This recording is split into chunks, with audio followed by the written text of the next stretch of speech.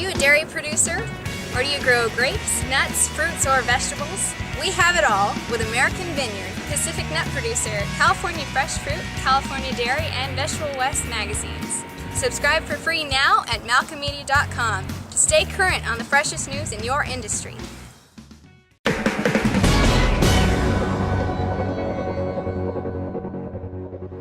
Hello, I'm Matthew Malcolm with American Vineyard Magazine, reporting to you from the biennial Sonoma Grape Expo held by American Vineyard Magazine.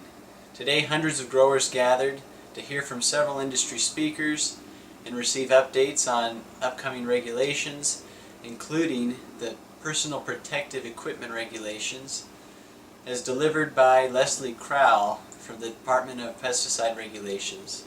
All PPE required by the label, restricted material permit, or regulation must be at the work site, and the PPE required to be worn will be dependent on the closed mixing system exemptions. Basically what happened in 2008 is we revised our respiratory protection regs, and we noticed that our closed system and PPE regs could also use a revision.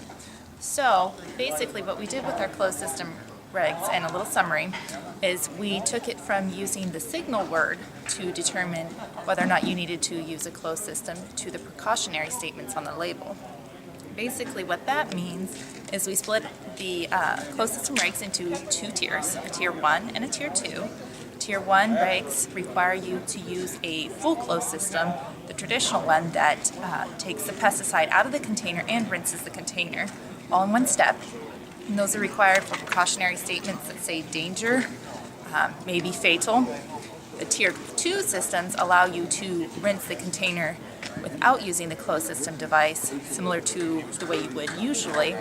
And those are for precautionary statements that say danger, corrosive versus fatal. So one is you'll die, one is you may die, basically. So, and then the next regulations that we changed were our PPE regulations, and what happened with those is we just clarified a few things, connected them with some standards like our glove categories, which you can look at our glove category key online. So if you have any questions, you can contact the Department of Pesticide Regulation or myself, and we'll try to answer them for you. Learn more about Leslie's presentation and how to keep your employees safe by reading American Vineyard Magazine.